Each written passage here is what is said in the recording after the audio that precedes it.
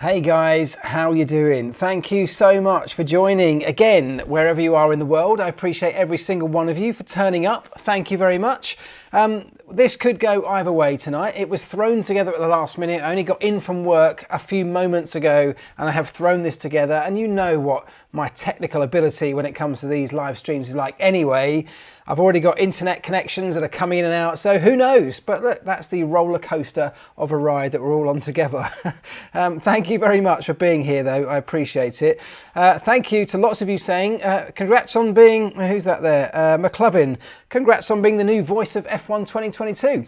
Thank you very much. You may have seen over the weekend that the official Formula One game released some footage over the weekend that has me as the new voice of the race engineer. I'm very proud of it. I'm very happy to be doing it. It's an absolute dream for me because it's a game, as many of you know, that I play all the time, and I have spent probably a month recording thousands upon thousands of lines for that game. It's been a great experience. I'll share more about it later on as the game gets released, but suffice to say, I've really enjoyed it. Oh, I've frozen again, haven't I? It's gone. Has my camera frozen again?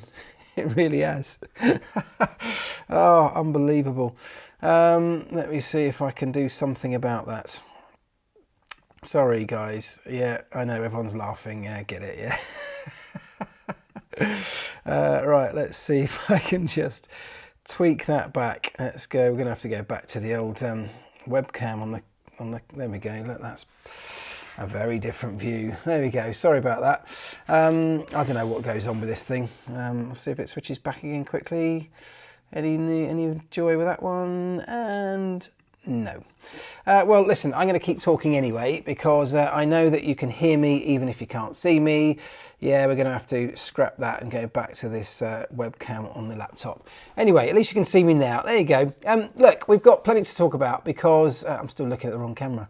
We've got plenty to talk about because, of course, it was the Miami Grand Prix this weekend, and there's lots that will come from that. There's lots of talking points that come from that we can pick up on.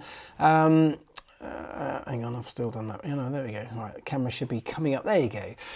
Lots to talk about over the course of the Miami Grand Prix weekend. I'd love to know your thoughts on it as an event, as a spectacle. Do you think, quite simply, it was a success or a failure?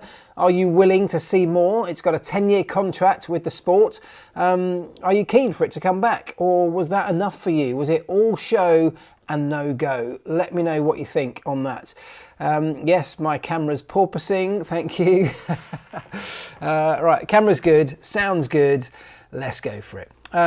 Okay, so let me know what you think, first of all, about the Miami Grand Prix. I really want to know that. I want to know your thoughts on it, because I've seen so many mixed opinions over the course of the weekend, almost polarising opinions from so many different people. I'm just trying to turn the camera up because, because with this camera, of course, I am half. There we go, that's probably, I know that's slightly weird, isn't it? Let's move this around. Sorry, guys. Do you know what we could do? Should I just get rid of should we get rid of the chat from the screen? That's probably just better, isn't it? You probably prefer that anyway. Right, so let's talk about the Miami Grand Prix. I've seen polarising opinions on what people have thought of the spectacle of the show over the race weekend. So I'm going to give you mine, but I'd love to know what yours are, first of all. I will get a couple of yours. Some of you saying it's all right. Some of you saying very interesting. Some saying it was cringy. The race wasn't great, but we think we need to give it more time, says Slammer. And these are the kind of impressions that I've seen coming in all weekend. And look, from a Formula One perspective, I think that's okay because it's a talking point. People will be discussing it as we are now. 24 hours later, people will be discussing it for, I think, many days, possibly even weeks to come. And this race is not going away. This is a long 10-year contract that Formula One have signed with Miami. It's a lucrative contract, I have no doubt, and one that really is a destination for Formula One to turn up. If it wants to be a big, glamorous global sporting event, places like Miami, in the same way we talked about Vegas, are the kind of places that they need to be. Right, there you go. Now I've turned the chat off. This is disaster, isn't it? So let's just gauge some opinion here. Cringe, says a few of you. I don't like the Americanization of it. That's an interesting point. I don't see why we can't Americanize an American event. Do we not turn the British Grand Prix into something very British? You could argue that Formula One is pretty British in itself. I think Australia does a good job of making the Australian Grand Prix quite Australian. So I'm certainly not against Americanizing an event that's in a destination city in America, bringing American fans into this sport, many of them for the first time, bringing local celebrities, celebrities from the world of American sports. These are the kind of things that are going to attract new fans that this sport needs to grow. You may not sit at home thinking that adds any value to you, but as a sport, the sport growing makes it bigger, makes it better, makes it stronger, gives it a brighter future, and of course it brings in more money for all the various stakeholders involved, including the teams, of course. So I do believe there's a lot of value in holding this race. I do believe that there is value in continuing to hold this race, and putting on the spectacle that they put on in Miami, I think is exactly what needed to happen personally. We'll talk about the race in just a moment. Anders says there's not enough tea on the podium in Silverstone. Yeah, that would be very British, wouldn't it? A poor man's Monaco, as Ali H described it. What do we think of that? I love the look of the circuit, says Alex Lamas. It reminded me of Valencia with a little Monaco, but has the racing of Monaco, almost. Overall, great race, well organised. David Basali. You're almost as bad as the TV director for the race. Well, thank you very much. I'll take that. And I'm not even going to argue with you. The US only needs 2 races, says Jonathan Moore. Well, that's an interesting point, isn't it? Why? Why do you say the US needs 2 races? I'd love to know more on that. Jonathan, come back to me on that. Clarify. Why only 2 races? You have to remember, and we talked about this when they announced Vegas, that in the geographical terms, the races in America are more spaced out than most of the races in Europe. There are something like 2,000 miles between those events. So I don't think that's particularly a good argument in geographical terms. So if there's enough market share to be held within the States, if there's enough interest in it, given that it's a relatively untapped market compared to many other places in the world, why not? Why not have 3 big events, 1,000 miles apart, I believe, each one of those 3 events, 2,000 miles from coast to coast. So why not have 3? I'd love to know what your bigger thoughts on that one are. Interesting event, quite a spectacle, but wouldn't want to see this for 23 weekends. But I think a mix between events like this and more traditional circuits is good. And that comes from Joel Leffers. And Joel, I could not agree more with you. For me, it's a great event. It's different to most other events on the calendar, and that's why I like it. I think Formula One should be that, exactly that. A mix of different events that embrace the culture, the character, the spirit of the nation and the venue that they're in. I think this one captured Miami quite well. It was over the top. It was a lot of show. It was a lot of pomp and ceremony. Miami all over. Why not? Why not embrace that as part of the Miami Grand Prix? We don't want it for 23 weekends, but we're not getting it for 23 weekends. So I love to see a Formula One calendar that has a complete mix of different tracks from a technical perspective, but also different events from a show, from an entertainment perspective too. So for me, I kind of liked it. I thought it was good. It's a good addition. I'd like to see more. Of course, we want the racing to be a bit better. So let's talk about the racing itself. Let's talk about the track. While I wait for David to come back to me on that. Let's talk about the track, because the racing itself wasn't the best racing. I think we can probably all agree that we've seen better. We've had better in the past. As my internet died. No, it's still going, just clinging on. I think we can all agree that the racing wasn't the best ever, but it certainly wasn't the worst ever either. And if you take any Grand Prix season over the course of a year, you're going to get some races that are excellent, you're going to get some that are absolutely terrible, and you're going to get a whole bunch of them that are in the middle. And I think that's probably true of most sporting events, not just Formula One. So whilst this wasn't the hype that perhaps the race had been built, the race itself didn't live up to the hype that the event had been built up with, building up to the weekend, it definitely, for me, had enough interest to keep me entertained. It had a lull in the middle, didn't it? It had a dead spot where things settled down and got a bit dull.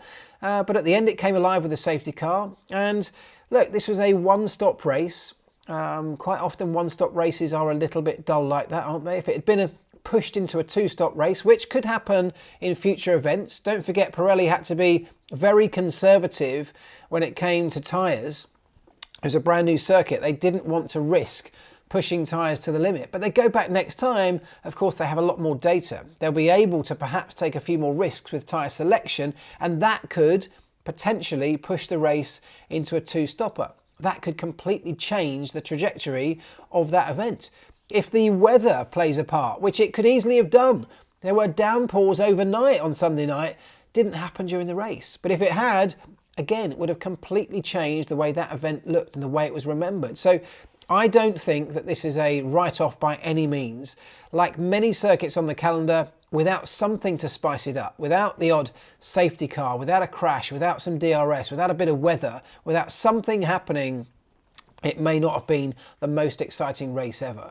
But quite often we get those things, and that safety car coming towards the end really brought it alive and put on a bit of a show for quite a few laps.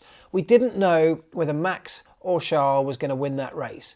And for me, we haven't had that for a number of years. If we go back to the many, many years that were dominated by Lewis Hamilton and Mercedes, almost exclusively, we were crying out for races where we couldn't predict the outcome. There were a number of drivers and a number of cars at such a similar level, we couldn't predict the outcome.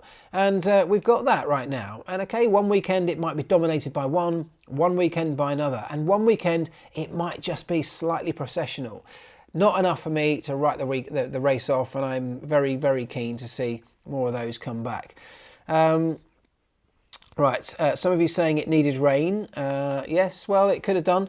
I mean, we nearly got it. Big hype, big flop race, says Nutcracker. I certainly wouldn't say it was a big flop, but you're welcome to your opinion, obviously. Let me see. Have we got any more? Nothing from David yet. I'm trying to look out for a comment from David about why the US should not have more than 2 Grand Prix. New tracks nearly always have teething problems, says Chris A. That's another good point. There will be, or can be, tweaks made, both to the tyres, like I say, from Pirelli, but also potentially to the racetrack itself. So, you know, let's see how things develop. This is the first time, and I thought they actually put on a really strong event. And it was a decent race, given how quickly it was thrown together, relatively speaking. And let's not forget, this was put around the sort of car park of a football stadium in the States. Now, you could say, well, that's a stupid place to put a race, but it meant they didn't have to shut down streets in the same way that they had to for a traditional street race, which might have been the other option in a city like Miami. So given the constraints of where they were, I thought they put together a pretty decent circuit. Right, there's talk of losing Spa, a truly great track. There is talk of that, certainly nothing decided, and I hope that we don't lose Spa. Of course I hope we don't lose Spa. It's a great circuit with so much history. But if we were to lose Spa, it won't just be because of a race like Miami or a race like Las Vegas. Because we could lose any race off the calendar if we feel like there are better ones coming along. If we lose Spa, it'll be because the funding's not there. It's because the support is not there. It's because commercially, as well as all of the other factors that go into it, it doesn't work as well as some of these new races. So if there's nobody willing to fund that Grand Prix, if we are not got enough people willing to back a race like that, but they are willing to back another race, it just makes sense that we will end up dropping one of those eventually. I hope it's not Spa. I hope it doesn't come to that, but let's wait and see. Right, when are we going to go and race in Africa? Good point. I'd love to see it. I think many people would. I'd love to see that happen. There have been talks of that for years, of course. South Africa used to hold Formula One testing in Kyalami. They have a circuit, but there is no circuit currently that I think is up to standard, up to specification to hold a Grand Prix. That doesn't mean it couldn't happen pretty quickly. Look how quickly they've thrown together something like Miami. So definitely a possibility. Definitely there's a desire for it. But like everything else, like I just said, somebody needs to be willing to fund it and support it. Okay, I think Austin will disappear, says Racer Grin 3D, Racer Gin 3D. I think Austin will disappear. I'm not sure, you know. I don't know. I think Austin is actually a pretty decent success story in terms of putting on a Grand Prix in the States. It's well attended. It covers a huge section of relatively Central America, unlike the East Coast with Miami and the West Coast now with Las Vegas. So I think, as I said before, such a huge geographical area, they can easily sustain, in my opinion, those 3 races because of how far apart they are geographically.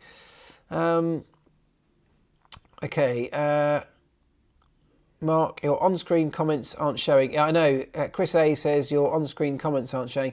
I've turned them off because I've had to switch cameras because we've clearly got some internet issues going on tonight. I'm definitely blaming it on the internet. Spa is always sold out. Absolutely, it's sold out. So it's not a case of it's not being supported by fans. Absolutely. I mean, the fans love that place. It's an incredible racetrack.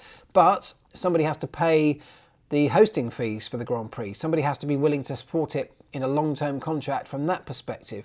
And so when other races come along and are willing to pay more money, some of the more traditional races might have to drop off the calendar. Now, I don't think for a second that should be Spa. There are others that I feel should go first, but there are many commercial reasons if it ends up being something like Spa, and I have no idea if it will be or not.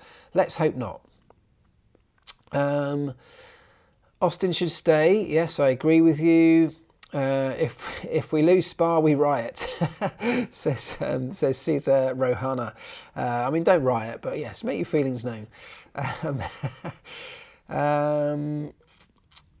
Has your wife made you live in a shed? Well, you laugh. I am living in a shed, or a log cabin at least, while this house is being built, which seems like it's going on forever, but that's another story. Right, what else should we talk about here? Have you watched the 6 hours of Spa? It's boring when raining. I haven't, no, but I'd like to actually, because it is a great racetrack, so I'd like to watch anything going around there, quite frankly. Do you think that Charles can handle pressure as well as Max, says Mclaren? Well, Max has a bit more experience in Formula One than Charles, certainly at the front end, certainly mixing it at the sharp end of Formula One racing, only by a small amount, relatively speaking. So this is the first time that Charles has really come under the sort of pressure that leaders of a Grand Prix regularly come under. Can we call him a championship contender? We probably can. There's an extra element of added pressure there. He's a Ferrari driver, and at the moment the lead Ferrari driver, with the hopes and dreams of millions of people from that country on his shoulders. That's pressure right there. This is the first time that Ferrari have, for a few years, seemingly had a genuine opportunity. And those hopes right now are resting with Charles. So yes, there's enormous pressure. We can't answer the question really fully until we get to the end of the season, because only time will tell if it's pressure that caused the mistake last time out. If it's pressure that caused the issues that he had this weekend that stopped him getting to the front, that enabled him or forced him to use up his tyre far more quickly than Max, or was it just the differences between their cars? Only time will tell if he will buckle under pressure or whether he'll hold his nerve under that pressure over the long haul. And that's really the only thing that matters. Over the course of a season is what really matters to a championship. Individual races, all sorts of things can happen. We've seen Max make mistakes. We've seen Lewis Hamilton, the mighty Lewis Hamilton, make mistakes too. We're all just human, and these mistakes will happen. So pressure is something that we'll have to give a little bit more time to find out how he deals with it, particularly as it starts to ramp up potentially towards the business end of the season. Okay, all right, tech, capital tech. How did they rearrange sensors on Checo's car? So a few of you have asked this question. Now, what I don't know at this point in time is exactly which sensor failed. But essentially, within the engine, so it was in the internal combustion engine component, I believe, of the car, or of the engine, of the power unit rather, there was a sensor that failed. Now, what all of the teams have, this isn't unique to Red Bull, they have the ability, in many cases, to fail or turn off one of those sensors, the sensor that has had a problem. they can eliminate it, switch it off with a setting on the steering wheel and default to a backup sensor. Now it's actually not just a backup sensor, it's just another sensor which can be used to often give a similar level of information to keep the system running. Now it's clearly a compromise, otherwise they wouldn't be using that sensor, they'd be using that sensor in the first place. Anything that's not the prime way to do something is a compromise. It's not purely there as a backup, it's purely there as another measuring device on the car, but the information that that secondary sensor gives can be used in certain circumstances to keep the power unit operating. And that's essentially what happened yesterday. Because it was a compromise, because it meant that the system wasn't optimized, then of course we heard on the communications, on the commentary, that it cost them performance. It cost them power from the engine, around 20 kilowatts or 25, 26 horsepower. A significant chunk in Formula One terms, and Checo of course felt that. We saw that performance drop off. We heard him complaining about it on the radio. So it's a case of they have backup systems built into the infrastructure of their sensor network on the car. They're not just there in case another sensor fails, they're there doing something else. But if they have to, they can shut down one sensor and default to another one just to keep enough information flowing to keep the system operating and the power unit operating, but potentially lose out on some of the optimization that they would have got from the prime sensor if it was working. And that's essentially what happened. It's a very vague explanation because I don't know which sensor failed. I think the closest I've heard is that it was a sensor on one of the cylinders. Of course, that could mean anything. That could be just in relation to one of the cylinders. It could be inside one of the cylinders. It could be absolutely anything. I have no idea which sensor failed, unfortunately. But that's a rough explanation of how and why these things, or these drivers and teams, are able to default from one sensor to another and keep things operating.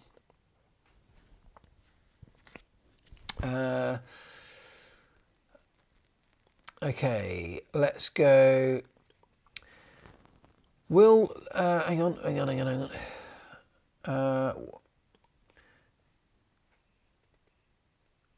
Hold on. Sorry, I'm just trying to find the thoughts on the Schumacher-Vettel incident. It was clumsy. In fact, there were a couple of clumsy incidents. I think that one was a bit clumsy. It was a shame it happened. But because actually Vettel was on a bit of a charge, wasn't he, having started from the pit lane? And we'll talk about that in a moment because I know there's been a few questions come through. It was a bit clumsy. The other one that was obviously very clumsy was the Gasly-Lando Norris one. But I believe that Gasly was already suffering with a car that was damaged. He already had limited amount of steering, which was why he went off in the first place. He was struggling already after the collision with Fernando Alonso, I believe. The car certainly wasn't handling in the way that it should have been. And not that is an excuse for what happened, but it may have been a contributing factor for what happened when Lando came alongside and Gasly was seemingly unable to move the car out of the way. It was a real shame that it happened that way, but of course it did also bring the race alive. So from that perspective, not so bad. Shall we talk about Aston Martin's issue with the fuel? Because a lot of you have asked me to explain what that is, and essentially it's actually very basic, but what happens is there is a regulation, a tech regulation, which allows the teams to chill their fuel down. Now the purpose of doing that is if you chill the fuel, and we've been doing this for years, we were doing this when I was in the pit lane, you chill your fuel down, colder fuel is more dense, and when the fuel is more dense you can essentially pack more into the same space. So you've got a limited space, of course, in your fuel tank.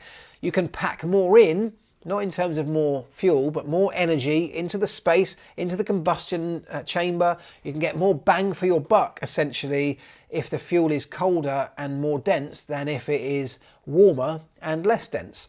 There's more energy densely packed into cold fuel than there is warm fuel. And if there's more energy going into that fuel being burnt in the combustion process, you get more energy out, and therefore you can turn that into performance in the race car. So that's why they would want to do it. There is a regulation that limits how cold you can chill down that fuel. and that regulation is linked to the ambient temperature. So you can chill your fuel down, but no more than 10 degrees below the ambient temperature. Now the FIA have a constant measuring sensor measuring what they determine to be ambient temperature. It's the temperature that we see the commentators refer to. If you ever look at the data screens, the ambient temperature is that temperature coming from the FIA sensor. That is somewhere in the pit lane or somewhere in the vicinity of the racetrack. Now, so that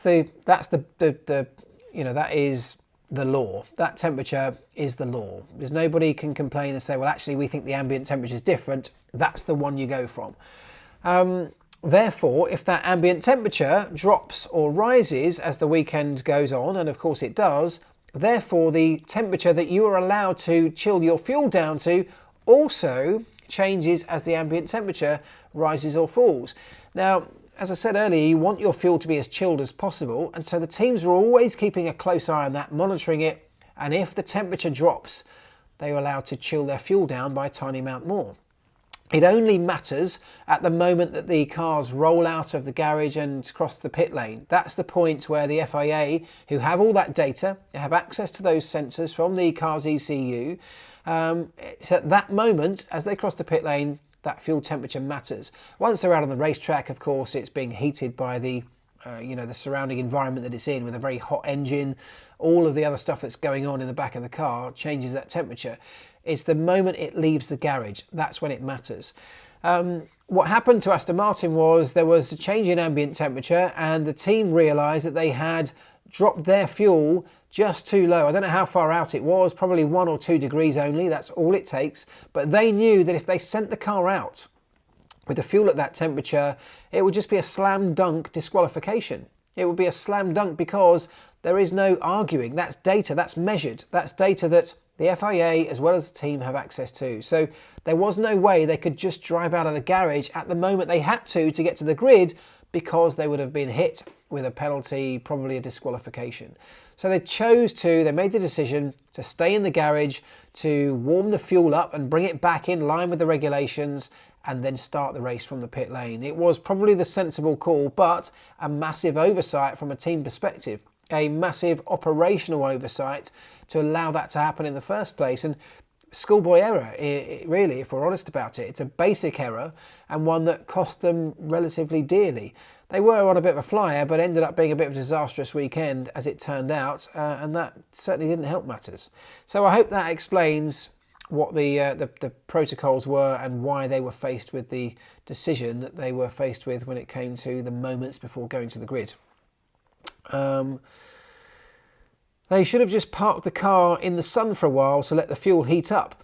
Well, I mean, you laugh, but that's sort of almost what they did. It wasn't parking the car in the sun, but they could not leave the garage, so they had to just leave it, warm the engine up as per normal, allow that engine to heat the fuel, and to a point where it got to less than 10 degrees below ambient, and then they were able to drive out. So it's not a million miles from what they did. Williams did that in Brazil once, says Cosmos Trek. They did indeed, yes, it has happened before. And of course, teams are always pushing the boundaries, so they want to be right on the limit, because if you're not on the limit, you are giving up a little bit of performance. But if you step over that limit, and it's a fine line, you get a penalty. Is somebody getting fired for that fuel mistake? No, absolutely not. Do you know, people always ask me this. I was actually giving a talk last week in Barcelona to a big company, and one of the questions that came from the audience is, what happens when someone messes up in a pit stop? You often see these pit stops happen on television where it looks like somebody's just can't get the nut drilled on properly or cross threads it. And they said, is that the last pit stop that person ever does? And I said, no, absolutely not. Formula One just does not operate like that. It cannot operate like that.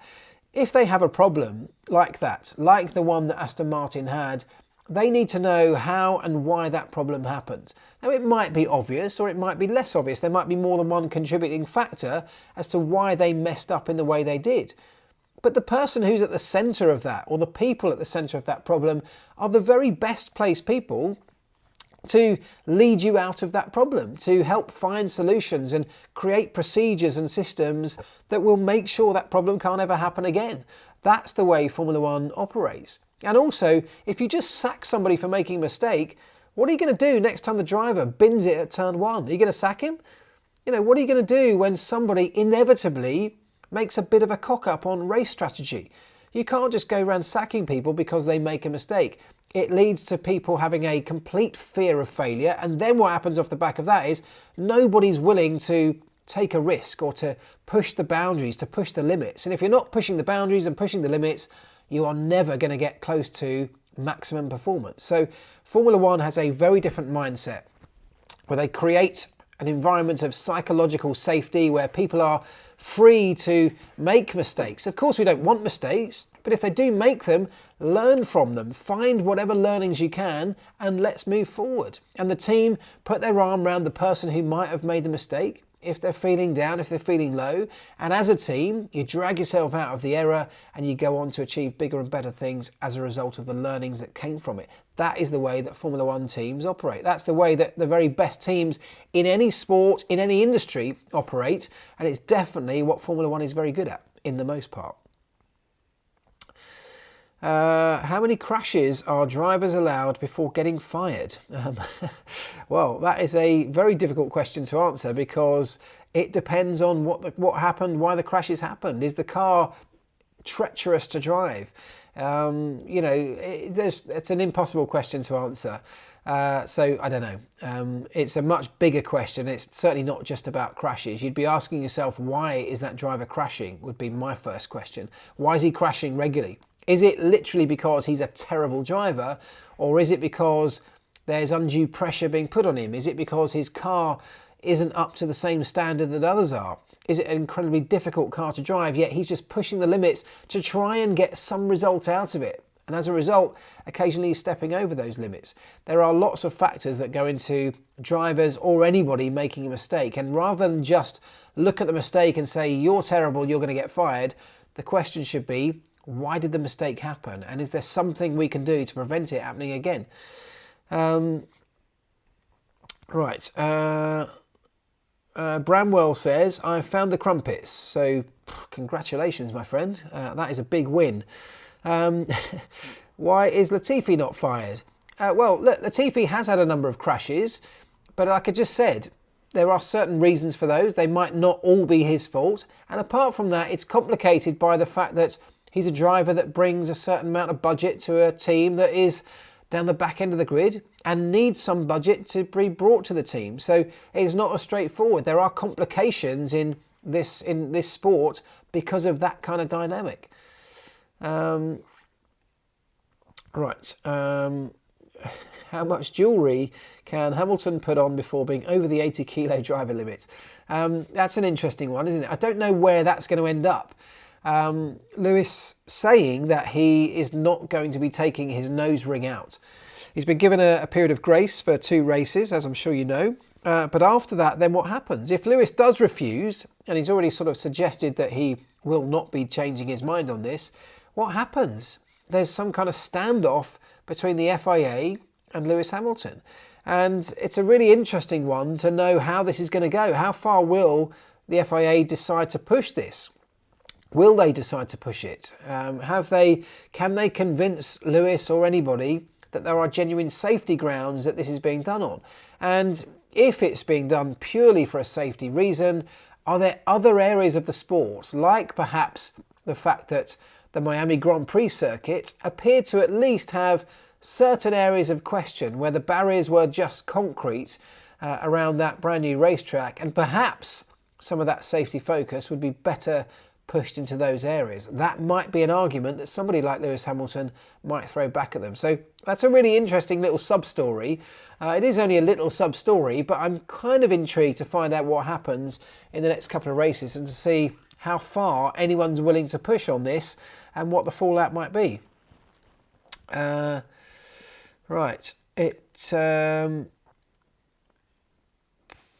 Right, just Right, Mercedes may have to fire him and Ferrari signs him to replace Sainz. I mean, it could happen, Cosmos Trek. Highly unlikely, but it could happen. Why has the FIA banned jewellery? Well, it hasn't actually just banned jewellery. It's always been banned. I mean, it's always been in the regulations. It's just been enforced all of a sudden, where it wasn't enforced previously. It's in there for safety grounds, obviously. I mean, if you have a crash and your crash helmet needs to be ripped off by the marshals in an emergency, if you've got jewellery, in your ear or in your nose, that risks causing more injuries. I mean, that would be the argument around it.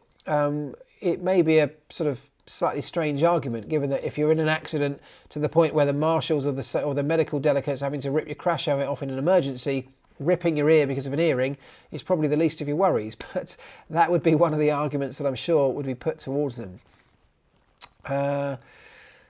Thoughts on Seb's Superman pants, says Martin. Yeah, I like it. I quite like new Sebastian Vettel, don't you? He's sort of suddenly found a little bit of a new character. He's wearing slogan T-shirts to fight for a cause he believes in. He's putting his underpants on the outside of his overalls like a superhero, as a sort of jokey comedy point that the FIA are pushing an agenda that he doesn't necessarily agree with.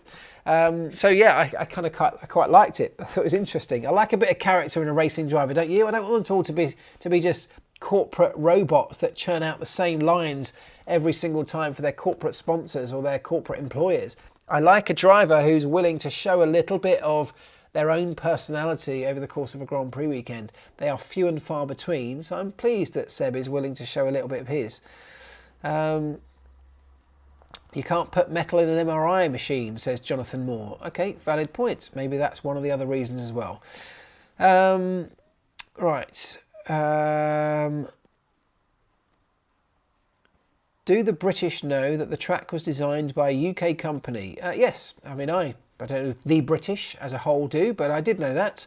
Yeah, I thought they did a decent job of the track design. As I said, given the constrictions that they were in geographically, the location, I thought it ended up being a pretty spectacular racetrack, really. Okay.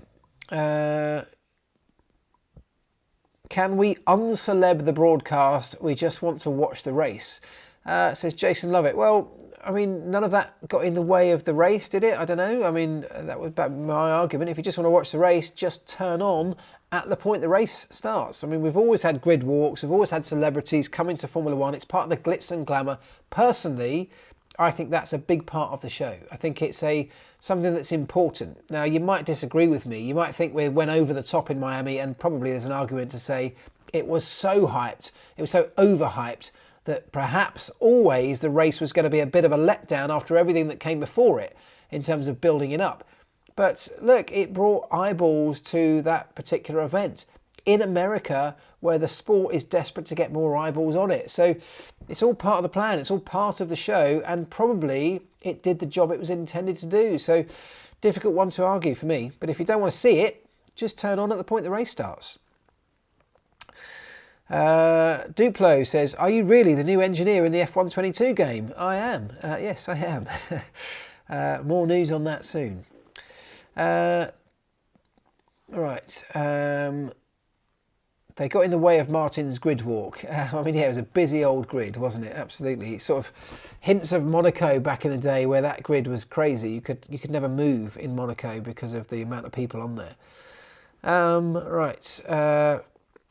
When will you finish your house? That is a very good question, and I wish I knew the answer. I wish I'd finished it about 6 months ago, which is when it was due to be finished, but it's probably going to be around another 6 months from now.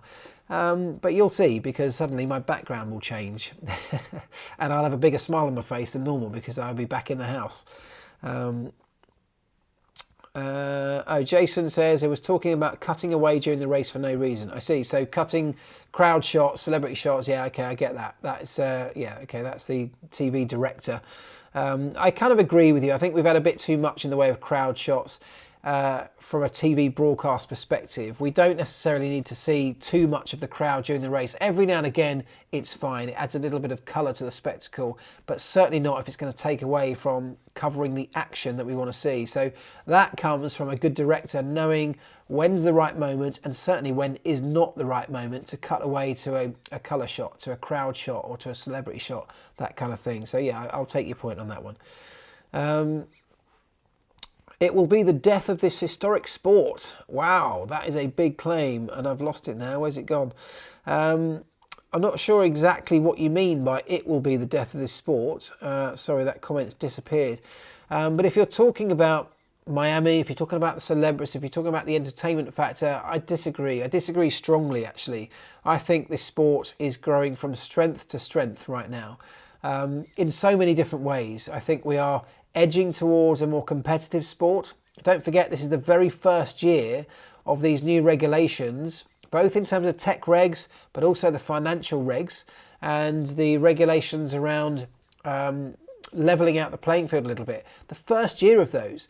These things will gradually have more and more of an impact as we go through the coming years. So if we end up with a more level playing field, with closer racing, that's at the very heart of all of this stuff. The spectacle, the entertainment, the celebrities, the venues, they're all great, they're all add-ons. It should all be centred around the bit that happens in the middle, which is the racing. And if we get to that being amazing, and I don't think we're a million miles from it, if I'm really honest. Yes, the sport is never going to deliver spectacular racing to keep us on the edge of our seats every single week. No sporting event gives us that week in, week out. But if we can get it more often than not, Formula One will be in a great place. And I think we are heading that way. I think the changes that have been made for good reason.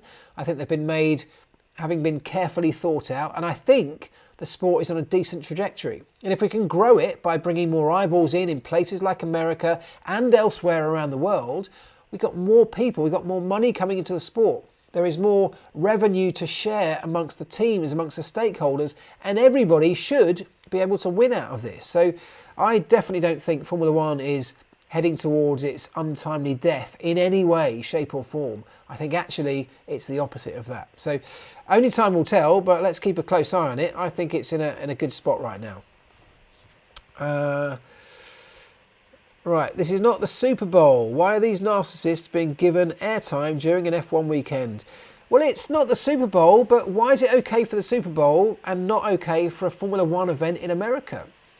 This is what I'm saying. I think having a little bit of American culture, American celebrity, the American glitz and glamour on an American event, on an American race, I think is fine. So for me, not a problem. I don't want to see too much of it during the race, like I say, taking away from the action, but I'm very happy that this event was glitzed and glammed up. That's exactly what a Miami Grand Prix should be, in my opinion. And we do it in Monaco. Why not do it in Miami? It's the same kind of vibe, and I thought they did a great job of that.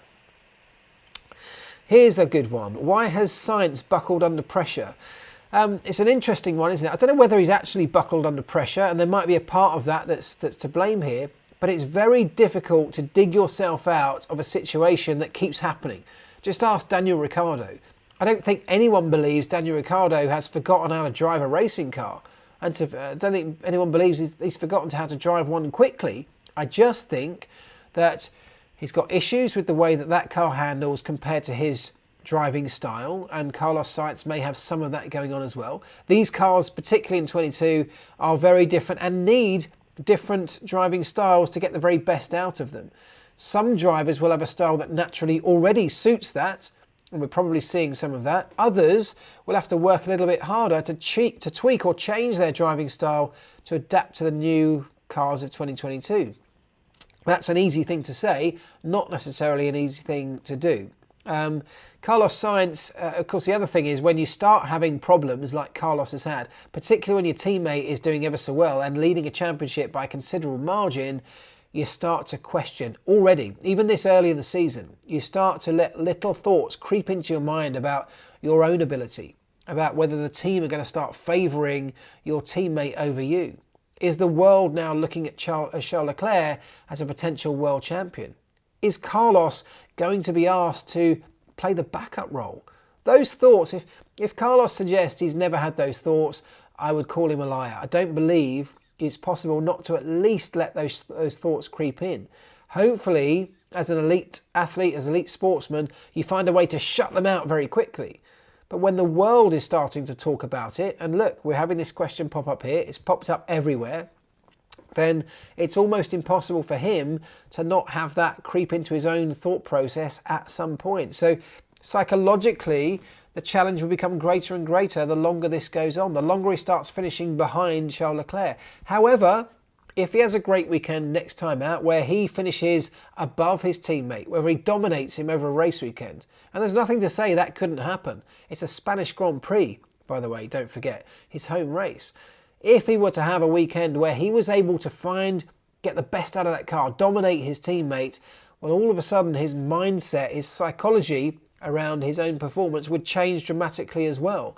And that could be the boost, the little platform that he's able to leapfrog from and catapult himself into a decent rest of the season. So certainly wouldn't write him off yet, but it's a very difficult, challenging time for Carlos, even though he's got a car that's capable of winning Grand Prix. He's finishing in the top 3 on a regular basis now. Sounds like a great place to be, but not when your teammate is consistently winning and leading the championship. So tough times for Carlos in a number of ways. Right, is Daniel out at McLaren after next year and Pato Ward or Herta in? Dunno is the answer to that, and probably Daniel Ricciardo, it's in his control. Yes, he's got a contract for next year as well as this year, so he's relatively safe in that sense, but just for him, not just for the team, but for his sake, he needs to find the answer to his troubles. He needs to find a way to dig himself out of this in the same way that Carlos does. It's a pretty similar situation, just been going on for longer for Daniel. He needs to find a way to get the best out of that car and adapt his style to suit it. And he's struggling to do that. But it is a little bit like writing with your right hand for the first 20 years of your life and then someone telling you all of a sudden the next day you've got to start writing with your left hand. You know how to write, you just don't know how to do it that way. And that is a similar kind of thing that it might be for somebody like Daniel. If his driving style is so suited towards a previous type of car, whereas this one might feel so different to him. We're talking about tiny differences here, tiny little tweaks, but those tiny tweaks can make a massive difference to the fine margins needed to get the best out of an F1 car. It could be that going on. Right. Zach wants an American.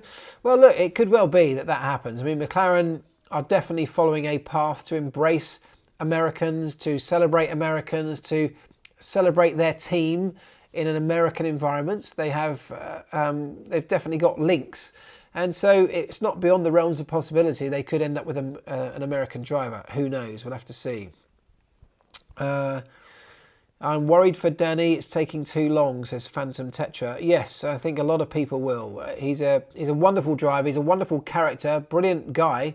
And I think most people just feel sorry for him. They feel some sympathy towards him and just want him to get it together. Right.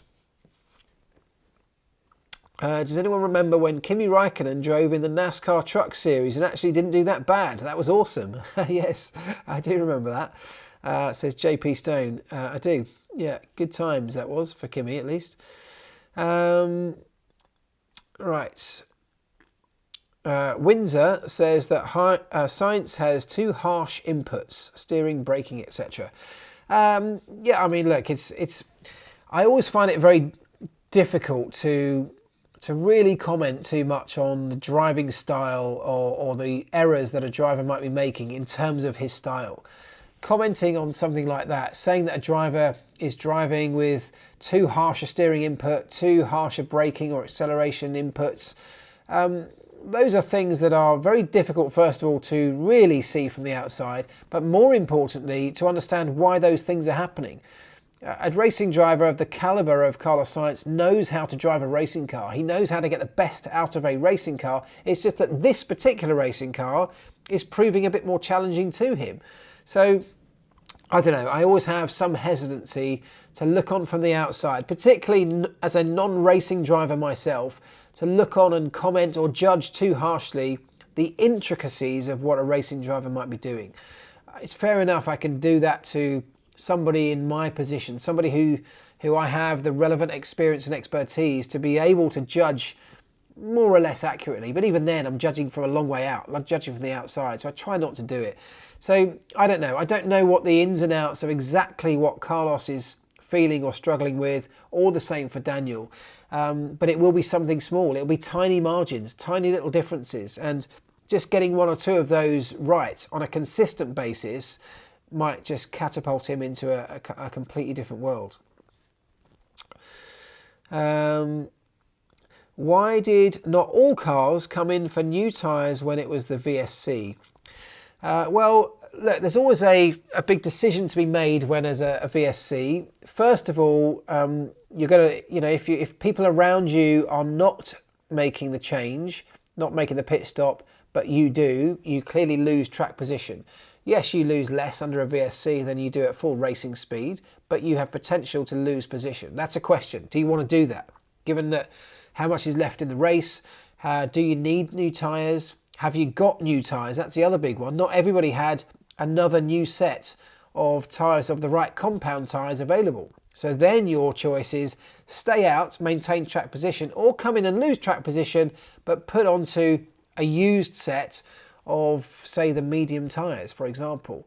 Is that going to be better for you? Are you going to be able to overtake on a racetrack that actually is a bit tricky to overtake on? So there are a lot of factors that always go into that. It's not just a clear-cut decision that it might seem looking at it from the outside.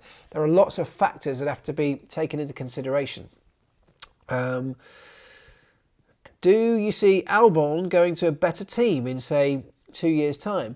I think Alex Albon is doing a really good, strong job for Williams right now. He is exactly what they needed to replace George Russell. And I think there's a lot of people think very highly of Alex Albon.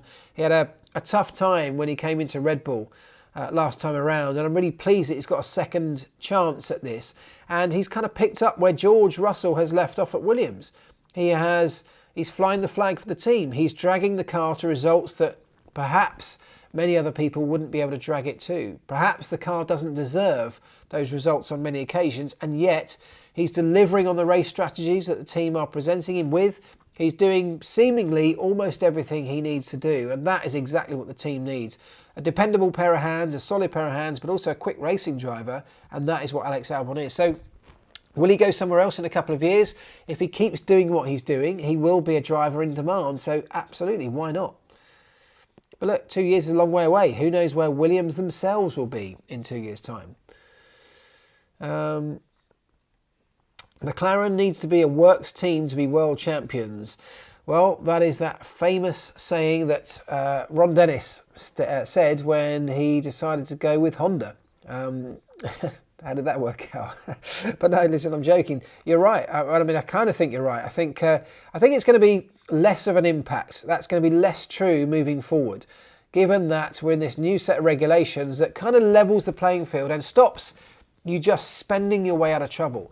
To be a works team back in the day of almost unlimited budgets was an enormous advantage, because that works supplier could just continually be bringing updates to your engine, to your power unit. They could be continually pushing for more and more performance. And as the works team, you'd get that, you'd benefit from that. That's not the same anymore, of course, because the works teams face the same financial restrictions that any other team on the grid does. There might still be, or there clearly are, still advantages to being a works team, don't get me wrong, but certainly not in the same way that we would have experienced years ago. So I'm not sure you're going to need to be a works team to become world champions as the sport moves forward. There might be advantages to it, but I'm not sure it's the be-all and end-all. Right. What are your thoughts on Mercedes' strategy on Lewis Hamilton's side of the garage? What was the thoughts on their strategy? I mean, look, I think Mercedes kind of played a decent game yesterday. They kind of maximised the opportunities they had. Finishing 5th and 6th is the best they can hope for. They are certainly not in any way capable of challenging the Ferraris or the Red Bulls at the moment. So 5th and 6th is probably their very best result they could achieve. Now, you can argue it could have been the other way round, but actually it was really that safety car that really played into the hands of George Russell this week and gave him the opportunity. Now, you can argue that George and George's strategy took into consideration the possibility of a late safety car, which it absolutely did. We even heard George on the radio saying, let's just stay out, let's go as long as possible in case there's a VSC or a safety car. And of course, that's exactly what happened. So it's not complete luck. They played a blinder and then luck fell into their lap at the same time.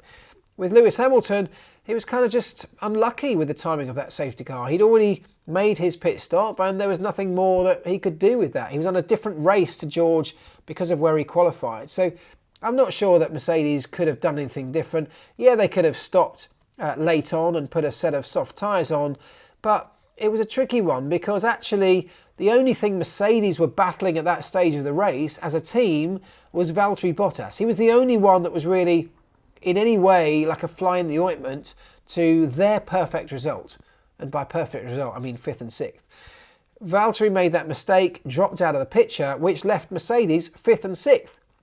So they were never going to get any further up the road no matter what Lewis did. Potentially, they might have swapped the drivers around. Potentially. And that is a big potential. If Lewis had taken the set of tyres, dropped down the order, he'd have had a lot of work to do in fighting his way back through the field. And that's a risk the team would have made no sense really for them to take. So actually, I think Mercedes kind of got it right. They played a blinder. They played a blinder given where they all qualified with George, starting on the hard tyre from so far back, and they made the most of that. And with Lewis, they kind of got the best out of his day as well, really. As a team, coming 5th and 6th was a great result. Which way round it was just kind of depends whether you agree or not, whether you're a fan of one driver or the other. But actually, as a team perspective, they maximised their results, and that's all you can hope to do. Right, a couple of minutes left. Will Mercedes copy the Ferrari side pods? I mean, I have no idea. I actually very much doubt it because it's not just a component that you can copy from one car to the other and hope it will bring you the same performance it had on the first car that it was designed for. Everything has to be designed in conjunction with each other. So no, I don't believe they'll do that at all. Every team, though, looks at every other team's design and they factor that in. They simulate it. They look at options to whether they could make something like that work with their package if it's something they hadn't thought of already. But I don't believe you'll see Mercedes just turning up with a Ferrari side pod on the car, no. How do you feel to be on F122 at Worldo 135? Listen, I love it. I'm really proud of it. I'm really pleased. As I said right at the beginning, it's a game that I play all the time. My kids even play it, which is going to be very weird when they're playing it around their mates' houses and their dad is screaming at them through the game as their race engineer. So yeah, I'm really pleased that I've got the opportunity to do it. I'm very happy about it, and yeah, I can't wait for it to be released. So yes, thank you for everybody who's sort of sent me nice messages off the back of that being announced this weekend. Right, 2 minutes left. Come on, let's get. Well, Alex says let's hit the like button. So if you could do that, that would be great. In the last 2 minutes, only 180 likes, 700 of you watching. Come on, you can do better than that. Right, so. How could Mercedes be so fast on Friday and slow on Saturday? Let's finish with that. I don't know exactly the intricacies of this, but if you think about Mercedes' problem, the porpoising is a big part of that problem. The porpoising effect that they have on their car prevents them from optimising the setup of the car. Now, what you want is, of course, is an optimised car over the race weekend for any of the given conditions on any particular day. On Friday, I believe it was just the case that the conditions came to the team a little bit more. So they managed to they brought updates, don't forget, to the car. So the car may well have been better in certain temperature windows, because a car that's not optimised in terms of its setup, the biggest impact of that will be you don't get the tyres in the right temperature window and manage to keep them there. So if they were on the cusp of that, and the tweaks they made to the car on Friday, together with the ambient and the track conditions, might have just allowed them to creep into that window. As the weekend went on and they continued to make changes, the conditions changed, the track ramped up with rubber going down for the very first time on a new surface. I think it fell away from them, and the same problems they've always had plagued them once again. Once you don't get your tyres in the temperature window, it can dramatically change the performance of your car from something that can look very good to something that can look awful and feel terrible from behind the wheel. A few degrees can seriously make that amount of difference. I suspect it was probably that. Okay, guys, thank you so much. Thank you so much for sticking with me through the technical problems early on, through the subpar camera that I'm having to use, just the laptop camera as the other one failed. I appreciate every single one of you. Thank you for taking the time. If you could just hit the like button on the way out, I'd appreciate that. Don't forget to go and check out my podcast, the Pit Lane Life Lessons podcast. Search for it wherever you get your podcasts or find it on my socials. Give me a rating, give me a review in the podcast store. I'd really appreciate it. If you haven't checked it out, go and have a listen. Pit Lane Life Lessons, that's the podcast. I'd love it if you checked it out and tell me what you thought. Have a great week, folks, and I'll be back here next Monday for another one. In the meantime, ta-da.